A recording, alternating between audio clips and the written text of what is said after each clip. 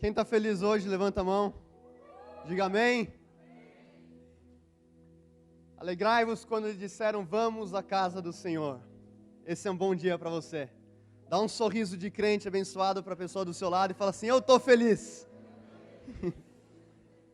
Um grande abraço para todo mundo. Eu estava conversando com Jesus, ele também mandou um beijo e um grande abraço para cada um de vocês.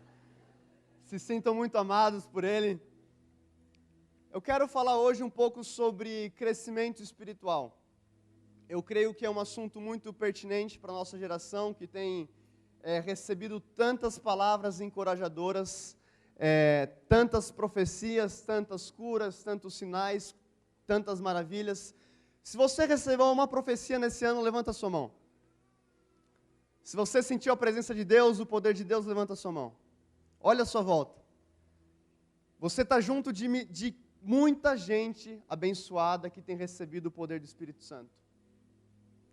E o que eu quero trazer para a gente é um entendimento de que nada disso vale a pena se você não crescer espiritualmente em fé e conhecer ainda mais Jesus Cristo. Eu não vou ter tempo para ler tudo aquilo que eu quero. Na verdade, eu quero contar um pouco de um testemunho para explanar um pouco para vocês aquilo que está no meu coração.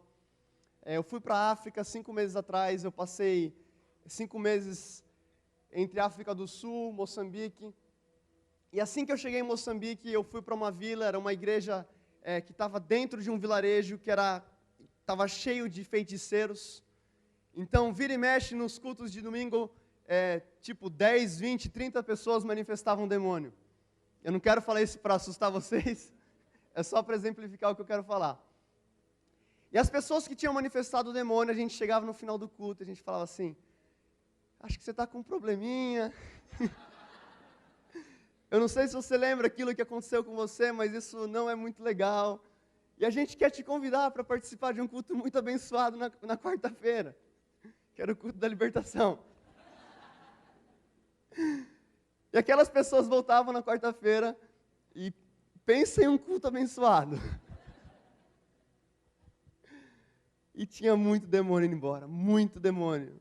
E ao mesmo tempo que aquilo alegrava o meu coração, porque eu via o poder de Deus descendo, assim como Ele desceu sobre a sua vida, sobre a minha vida esse mês, esse ano, nesses últimos tempos. Ele descia sobre aquela igreja, os demônios iam embora, as pessoas eram libertas. E aí tinha o culto da próxima quarta-feira. Então voltavam algumas pessoas e eu falava, como que você está? Eu estou melhor, eu estou bem. Então tá bom, né? Vamos começar o culto, vamos orar. E o cara manifestava o demônio de novo. Na quarta-feira que vem, manifestava de novo. 2 meses, o cara manifestando o mesmo demônio. E do lado dele tinha um menino que ele manifestou o demônio uma vez, na outra semana ele já estava liberto, em 2 semanas ele já estava testemunhando, em 3 semanas ele estava trazendo pessoas para Jesus.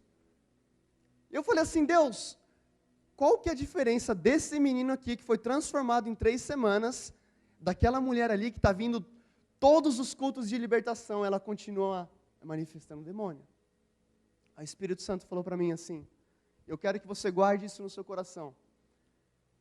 A palavra é a mesma. Fala comigo, a palavra é a mesma. A semente é a mesma. Não precisa repetir mais. O que vai determinar o crescimento espiritual do reino de Deus na sua vida é a qualidade do seu solo.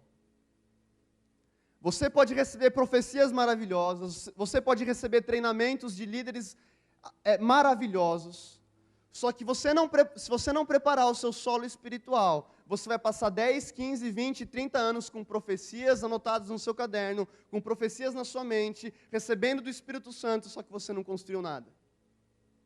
E para ilustrar um pouco essa história, não precisa abrir, eu só vou ler um versículo, a gente tem bastante versículo para pouco tempo, então se você conseguir abrir, se você for rápido no gatilho, você pode acompanhar, mas se não você presta atenção.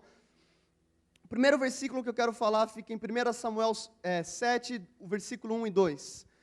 Vieram, pois, os homens de Kiriate e Jearim e tomaram a arca do Senhor e levaram à casa de Abinadab, no outeiro, e consagraram Eleazar, filho dele, para que guardasse a arca do Senhor. Fala comigo, guardasse a arca do Senhor. E desde o dia em que a arca ficou em Kiriate e Jearim, passou-se muito tempo. Fala comigo, passou-se muito tempo. chegando até 20 anos, então toda a casa de Israel suspirou pelo Senhor. A arca de Deus, ela representava a própria presença de Deus habitando entre Israel. E quando os israelitas recuperam a arca dos filisteus, na verdade os filisteus eles enviam aquela arca, porque aquela arca estava destruindo muitas coisas na cultura deles, os deuses, eles ficaram assustados, eles devolvem, e a arca vai parar na casa de Abinadab. 20 anos. Agora eu quero que você entre nesse contexto, você entre nessa ilustração, pensa a própria arca de Deus, a presença do Senhor na sua casa por 20 anos. Quem é que acha que isso é tempo? Bastante tempo. Isso é muito tempo. 20 anos. E aí Davi, 20 anos depois, ele já estava no reinado de Israel, e ele tem uma ideia: eu vou levar a arca para Jerusalém. Jerusalém, que era o centro de Israel, e ele tinha certeza que o lugar mais precioso, o lugar mais importante para a arca ficar seria em Jerusalém. E ele vai para a casa de Abinadab, ele pega a arca, e se você for comigo para 2 Samuel, capítulo 6, versículo 3, diz: puseram a arca de Deus em um carro novo, e levaram a arca da casa de Abinadab, que estava sobre o outeiro, e Uzá e Aiô, filhos de Abinadab, guiavam o carro novo. Se você conhece o final dessa história, eles estavam levando a arca, os bois tropeçam, a arca, que significava a presença de Deus, ela vai cair, e quem que coloca a mão na arca? Uzá, o filho de Abinadab. 20 anos na casa de Deus. Ele passou 20 anos congregando. Ele fez todos os workshops.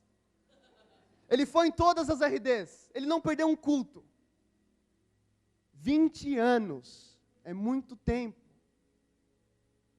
E ele não aprendeu a se relacionar com a presença de Deus. E aquela arca cai, Uzá, ele coloca a mão dele, e ele morre.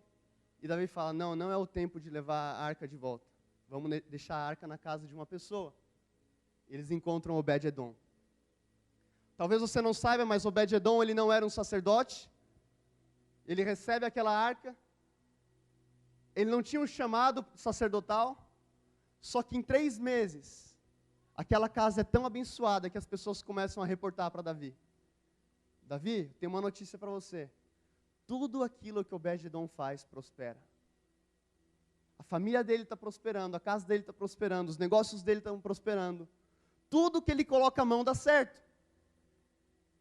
Então existia uma diferença na resposta de Obed-edom e na resposta de Uzá. Uzá cresceu na presença. O número de Shabas que você levar não vai representar o seu crescimento espiritual. E eu falo isso, quem me conhece sabe que eu amo Shaba, eu amo profecia, eu amo o mover do Espírito Santo. Só que o que vai determinar o teu crescimento espiritual é a resposta que você vai dar àquilo que você recebe, amém? Se você der uma resposta de Deus, com diligência, com excelência, cuidando do seu solo espiritual, você vai ter uma resposta de Obed-edom. Por outro lado, você tem Uzá, que tinha a presença de Deus disponível por 20 anos. Brincando na presença de Deus, cresceu na presença de Deus. Ele era filho de pastor.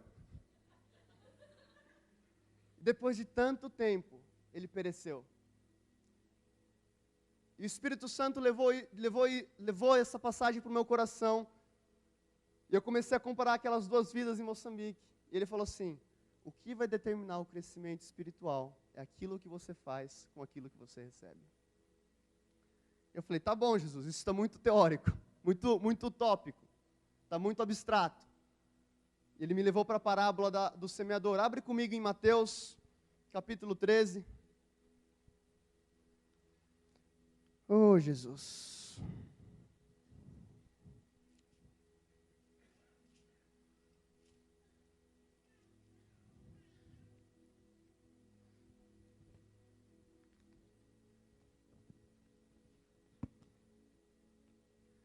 Cutuca a pessoa do seu lado e fala assim: você foi gerado para dar fruto.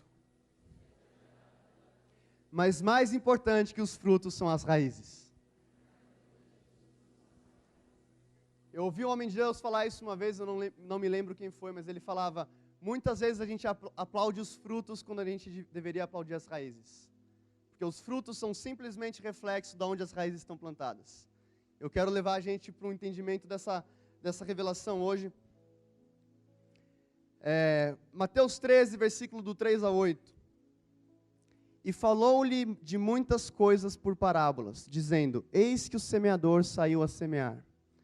Quando semeava, uma parte da semente caiu ao pé do caminho, e vieram as aves e comeram-na.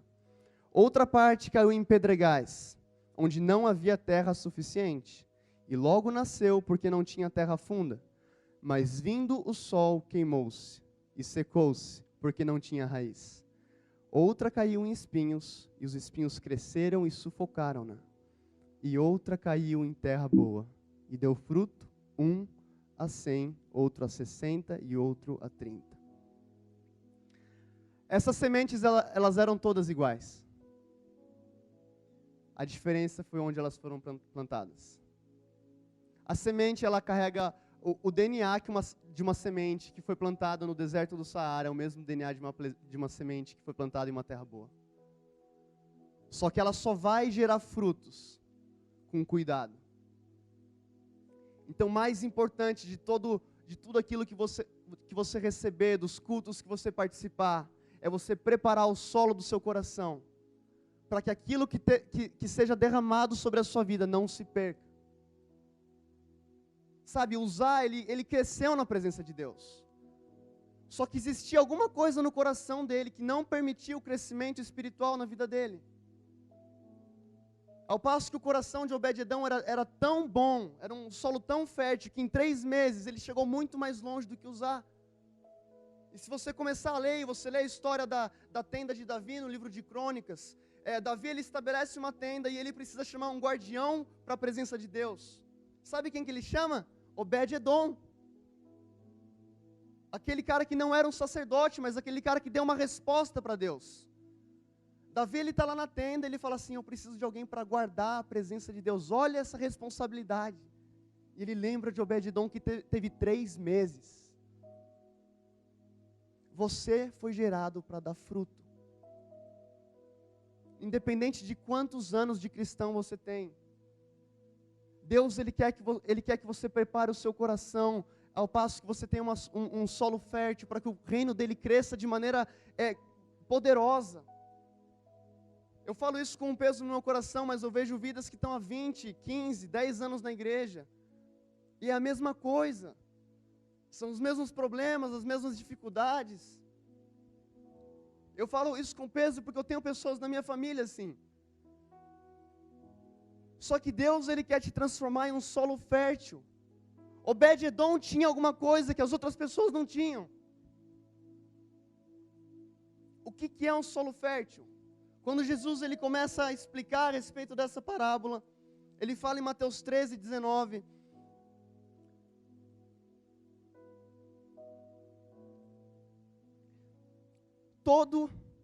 A todo que ouve a palavra do reino e não a entende, fala comigo, não a entende, vem o maligno e a rouba o que foi semeado no coração.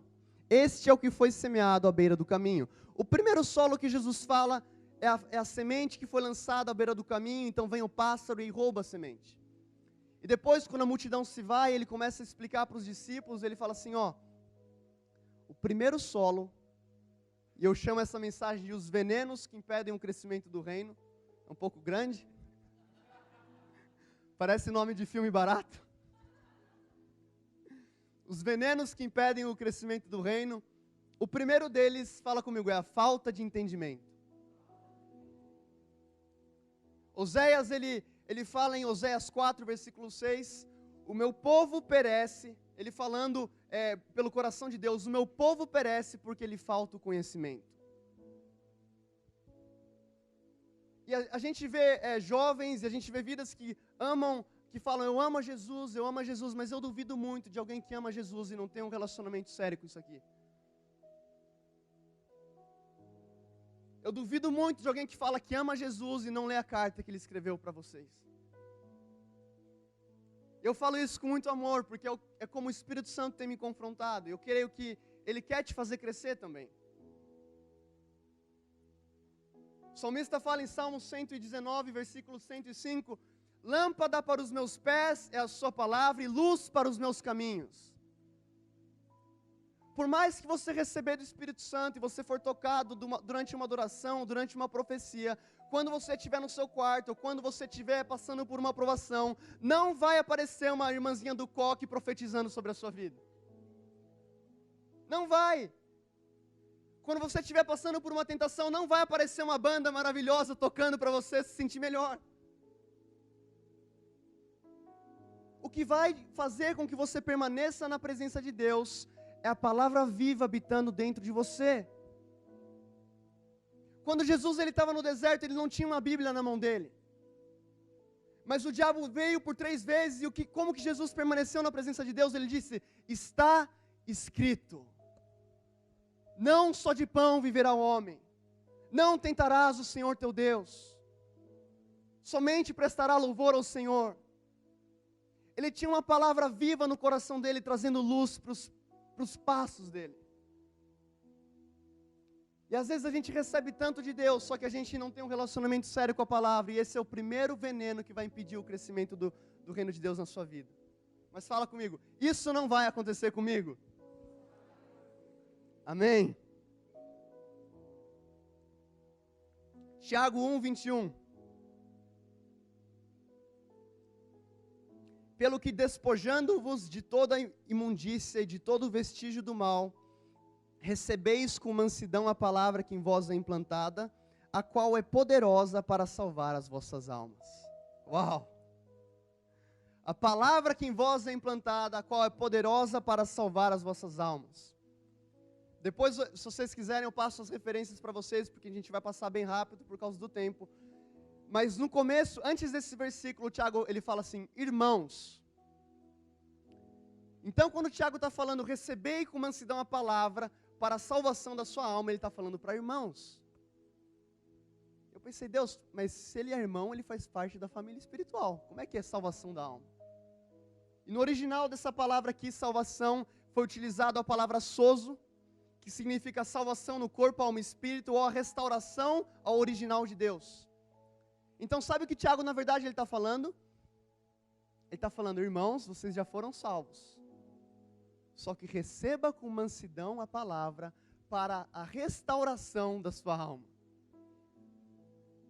Você só vai ser restaurado à imagem de Cristo através disso aqui. Não de uma letra morta e de você tentar praticar aquilo que está aqui, mas deixar o Espírito Santo colocar essa palavra no seu coração e deixar ela te transformar. Receber com mansidão. Sabe o que significa isso? Receber com mansidão? É você não lutar contra aquilo que Jesus está falando. Quem aqui já lutou contra Deus? A imagem que eu tenho desse versículo é um paciente numa mesa e um médico ele vem com um bisturi. E o médico ele vai ter extrema dificuldade se o paciente ficar se debatendo.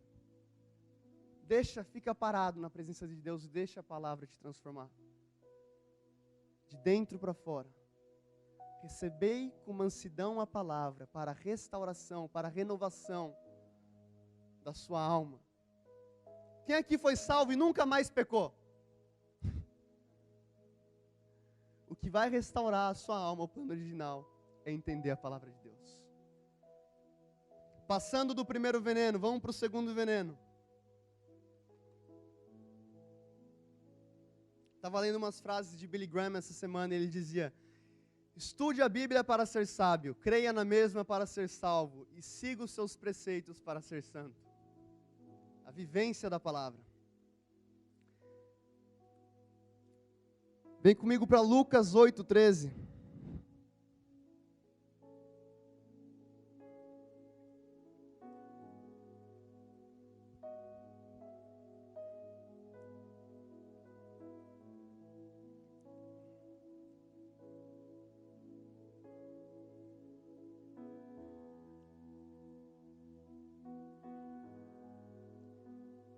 Os que estão sobre a pedra são os que, ouvindo a palavra, recebem com alegria, mas estes não têm raiz. Apenas creem por algum tempo, mas na hora da provação, fala comigo, na hora da provação, se desviam. A verdade é que se você não tiver profundidade em Deus, você não vai permanecer na hora da provação. E eu não sou aqueles que são favoráveis à teologia da provação ou à teologia da dificuldade, aqueles cristãos que falam, você vai sofrer, hein? Toma cuidado que você vai sofrer. É difícil. Mas eu acredito sim que Jesus ele vai usar as tribulações para edificar a sua vida. Por que que Jesus está falando isso? A semente que foi plantada entre as rochas, ela cresceu. É aquele cara que começou a receber o reino de Deus. Só que em algum momento essa raiz começa a encontrar alguma rocha e ela não consegue se manter profunda. Então vem as provações, vem o sol, vem a chuva, as dificuldades e ela se desvia. Eu falei assim, Deus, o que tem a ver isso? Ele me fez essa pergunta, qual é a primeira coisa que você corre quando dá ruim? Quando tem as maiores dificuldades, os maiores problemas, as maiores tribulações.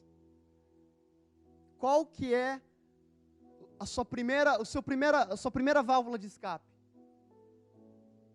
Você só vai permanecer em Jesus se Ele for a sua primeira válvula de escape. Toda vez que você coloca, talvez um amigo, talvez até um líder, talvez um vício, não estou aqui para acusar ninguém, mas a ansiedade é simplesmente você está passando por uma provação, em vez da sua raiz estar indo profundo em Jesus para te manter inabalável, ela está batendo em alguma rocha, e essa rocha é aquilo que está impedindo você de confiar em Jesus. Então, do que servem as tribulações? As tribulações servem para Jesus apontar para você aonde está a sua confiança.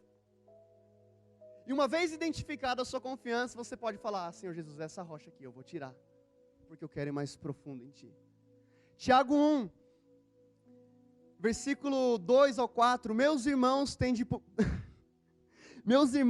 por motivo de grande alegria, o passardes por várias provações, sabendo que a aprovação da vossa fé produz perseverança, e a perseverança tem a sua obra perfeita, para que sejais, fala comigo, perfeitos e completos, não faltando coisa alguma. Sabe o que Tiago está falando? Meus irmãos, alegrem-se, porque essa é a oportunidade que Jesus escolheu para aperfeiçoar a sua alma. Alegrai-vos nas tribulações. Eu nunca entendi esse versículo. Eu falava, Deus, tá bom, só tenho que ter uma perspectiva de alegria, de olhar e ficar dando risada assim, esperando passar. Ele falou, não, eu quero que você identifique aonde estão as rochas no seu coração. Por isso que você tem que se alegrar nas tribulações. Porque se você ainda está inconstante, ou com medo, ou com ansiedade, existe uma rocha no seu coração que está impedindo o crescimento dessa raiz para baixo. E a tribulação que vai revelar qual é essa rocha. Bem-aventurado o homem que suporta a provação, porque depois de aprovado receberá a coroa da vida. Depois de aprovado, Tiago 1,12. Hebreus 5, do 8 ao 9, ainda que era filho, aprendeu a obediência por meio daquilo que sofreu, e tendo sido aperfeiçoado, veio ser o autor de eterna salvação para todos os que lhe obedecem. Se Jesus teve que aprender através da tribulação, imagina eu e você. Hebreus fala que Jesus ele foi aperfeiçoado nas tribulações, para que ele fosse o autor da salvação. É porque ele quer desenvolver, ele quer esticar a sua alma, ele quer deixar você mais parecido com ele. Eu lembro, vou ser um pouco vulnerável com vocês, eu lembro, algumas pessoas aqui sabem, quando eu estava para ir para a África, eu tive uma infecção, eu já estava com a viagem toda programada, e eu falei, Deus, será que eu vou, será que eu não vou? E o médico falou, cara, se eu fosse você eu não iria, porque você tem que ver o que é isso. Mas eu tinha uma palavra de Deus e eu resolvi ir. E depois de 1 mês, 2 meses, aquela infecção ainda estava no meu corpo. E eu comecei a visitar médicos em hospitais em Moçambique. Imagina o desespero do cara. Começar a ir nos hospitais de Moçambique, que fase. Eu assim, nossa Deus, um missionário aqui, que veio para trazer cura, procurando um médico moçambicano. Eu falo, não é possível, cara, não é possível, o que eu fiz de errado? O que eu fiz de errado? O que eu fiz para merecer isso? Quem já pensou isso? Eu lembro de uma noite, eu estava no meu quarto, assim, sozinho, e tava insuportável, assim, tava uma dor muito forte. Eu lembro de ajoelhar na minha cama, e eu falei assim, Deus, eu preciso que o Senhor fale comigo. Eu preciso de uma palavra sua, Jesus, porque não está dando. Os pastores lá falam, cara, se fosse você, eu voltaria para o Brasil. E esse era todo o conselho que eu ouvia. Eu falei, cara, e você, Deus? Eu preciso de uma palavra. Eu lembro de ajoelhar na minha cama assim, e aí ele não falou nada. E aí eu vi a minha Bíblia, eu fiz aquela roleta russa. Quem aqui já fez uma roleta russa? E caiu em Atos. Abre comigo em Atos 8.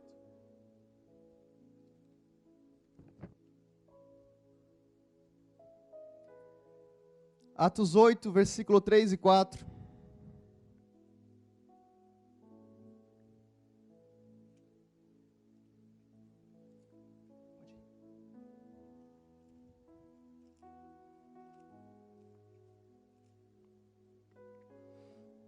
Saulo, porém, assolava a igreja, entrando pelas casas e arrastando homens e mulheres, e encerrava-os no cárcere.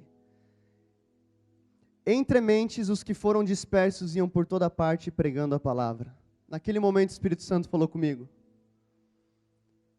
Ele falou assim, a igreja só alcançou o potencial completo que ela tinha por meio das tribulações.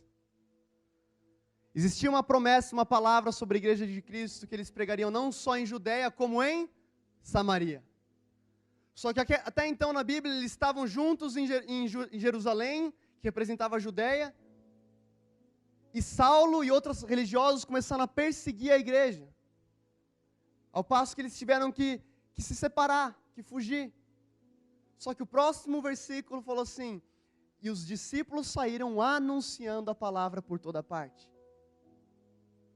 Jesus usou a tribulação na igreja dele para levar a igreja para o potencial completo que eles já tinham. Talvez se não tivesse ocorrido aquela perseguição, eles iam estar todos bonitinhos dentro da sinagoga adorando Jesus. Só que ele usou as dificuldades, as tribulações, para fazer com que eles alcançassem tudo aquilo que ele tinha para eles. E naquele momento o Espírito Santo falou no meu coração, os ventos da dificuldade são os que vão te impulsionar para o seu destino. E se você está passando por alguma coisa, alguma situação dessa na sua vida, eu quero te encorajar hoje que os ventos da dificuldade te impulsionarão para o seu destino. Assim como a igreja de Cristo alcançou o potencial completo que eles tinham. Alegrai-vos nas tribulações, para que sejais completos e perfeitos.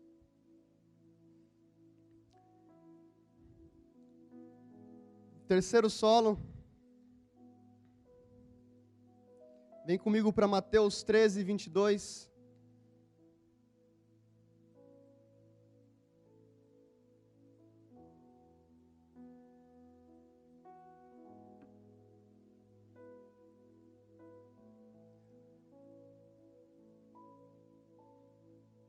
Amém?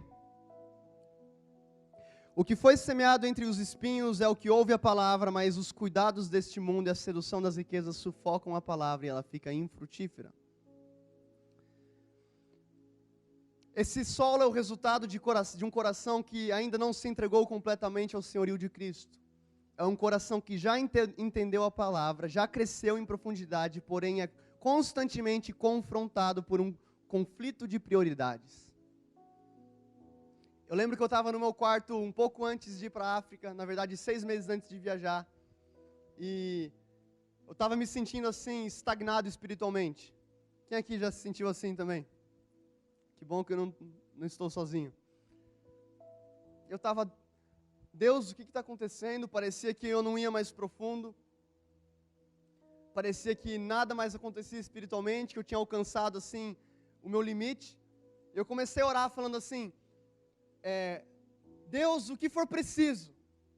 O que for preciso. Quanto custa? Eu quero mais, eu quero mais, eu quero ir mais profundo. E aí Deus falou no meu coração, e a sua viagem para a África? E naquele contexto, eu vou voltar um pouco para vocês entenderem. Quando eu comecei a faculdade, eu recebi uma bolsa de estudos. Deus me abençoou com uma bolsa de 100% no Mackenzie. Mas uma das condições dessa bolsa é que eu não poderia trancar o meu curso. Assim que eu trancasse o meu curso, eu perderia a bolsa. Eu sempre tive, desde que eu entrei no movimento Dunamis e na Monte Sião, eu sempre tive o desejo de ir para a África.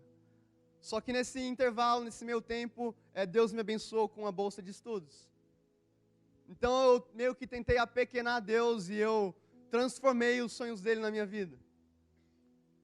Eu falei assim, Deus, tá bom, eu sei que o Senhor quer que eu vá para a África, eu também quero ir para a África. Só que se eu for para a África, eu vou perder a bênção que o Senhor me deu. Tipo, quanta hipocrisia, né? E eu fiquei 1 ano, se não me engano, meio que lutando contra isso, assim. Sabe aqueles assuntos intocáveis que você tem com o Senhor?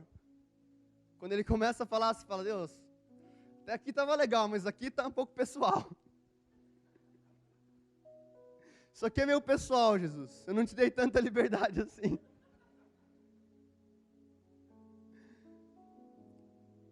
E aí Ele falou assim, eu tenho uma viagem para a África para você. E eu falei assim, mas e a bolsa que o Senhor me deu?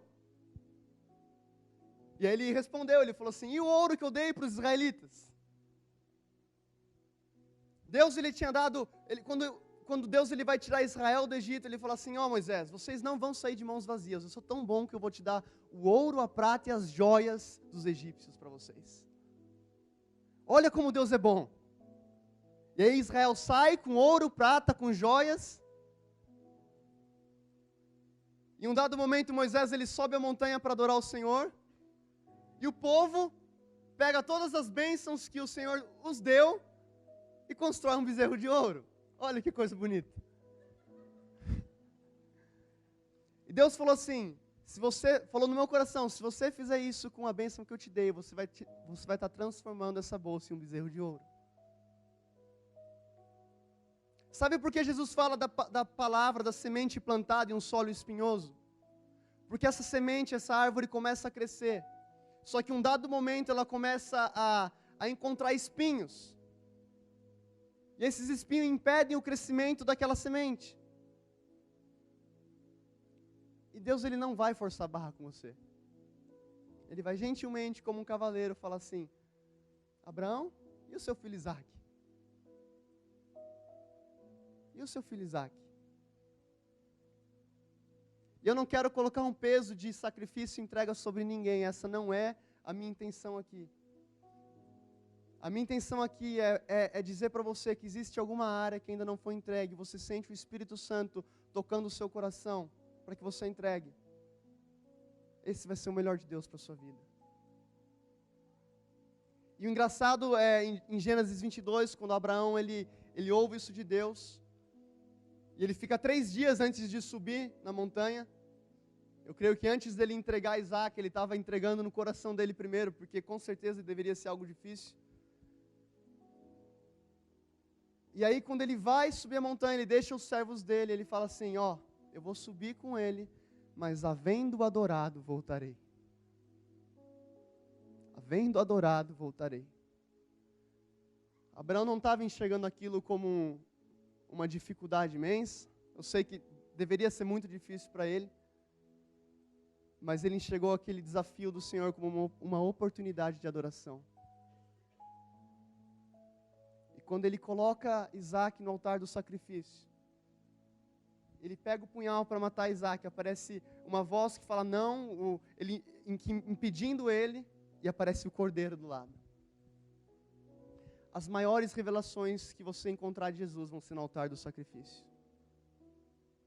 Ele é fiel. Ele é fiel. E eu lembro que o Espírito Santo me confrontou daquela maneira no meu quarto. Eu falei, Senhor Jesus, então eu vou.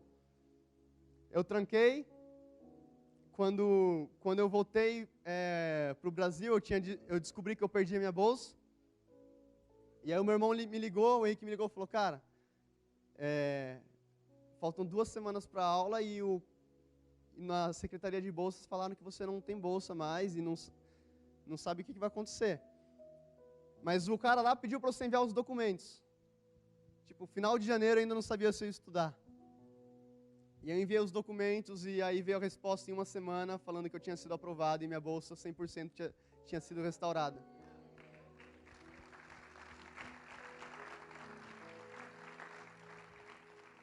Eu falo isso para te encorajar que talvez o melhor de Deus ele vá entrar em conflito com o bom que você está vivendo. Talvez o crescimento do reino na sua vida ele está sendo impedido, estagnado por algum espinho. Talvez por alguma rocha, que é um lugar de descanso e de refúgio da sua alma. Talvez pela falta de entendimento. Mas eu creio que você nasceu para dar frutos. Você nasceu para ter raízes profundas no Senhor. Você nasceu para ser uma árvore plantada junto ao ribeiro. Existe mais do Senhor para a sua vida. Sabe, eu sinto que existem pessoas aqui nesse lugar que estão sendo constantemente afetadas por ansiedade, por angústia e por tristeza. Isso não é a verdade de Deus sobre a sua vida, existe mais. Existe um crescimento espiritual projetado para você. Ele está falando, filho, assim como Obed-Edom preparou um solo tão bom, um solo tão fértil para aquela semente, para a presença, eu tenho isso para você.